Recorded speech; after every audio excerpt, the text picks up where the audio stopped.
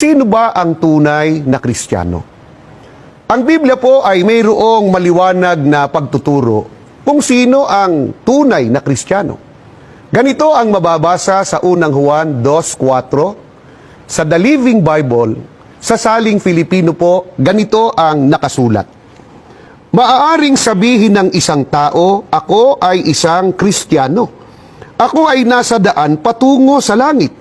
Ako ay na kay Kristo.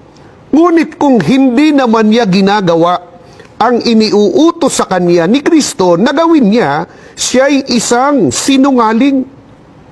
Ang tunay na Kristiyano ayon sa Biblia ay ginagawa po ang ipinag-uutos o ipinagagawa ng ating Panginoong Sokristo. Kung hindi ginagawa ang ipinag-uutos ng ating Panginoong Sokristo, ang gayon ayon sa ating binasa ay sinungaling.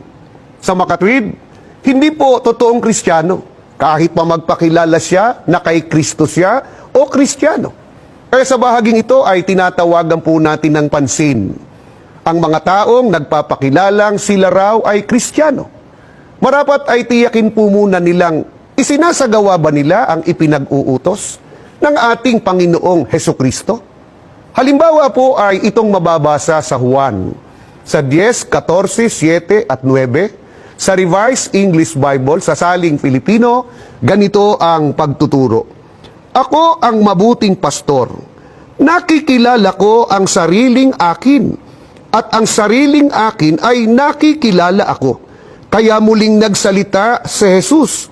Buong katotohanang sinasabi ko sa inyo, ako ang pintuan ng kulungan ng mga tupa. Ako ang pintuan. Ang sinumang taong pumasok sa loob ng kawan, sa pamamagitan ko ay maliligtas. Ipinag-uutos po ng ating Panginoong Hesukristo sa tao na pumasok sa loob ng kawan. Kapag pumasok, ano ang tiniyak? Maliligtas. Kaya ang mga taong sinunod po o isinagawa ang utos na ito ng ating Panginoong Hesukristo, sila po ang tunay na Kristiyano. Ginawa nila ang ipinag-uutos ng ating Panginoong Hesukristo. Pumasok at nasa loob na sila ng kawan. Ang kawan ay ang iglesia ni Kristo.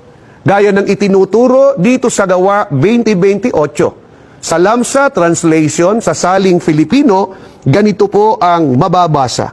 Ingatan ninyo kung gayon ang inyong sarili at ang buong kawan. Narito'y hinirang kayo ng Espiritu Santo na mga katiwala upang pakanin ang iglesia ni Kristo na binili niya ng kaniyang dugo. Kung gayon, alinsunod po sa pagtuturo ng Biblia. Ang tunay na Kristiyano ay ang mga taong pumasok at nasa loob na po ng iglesia ni Kristo.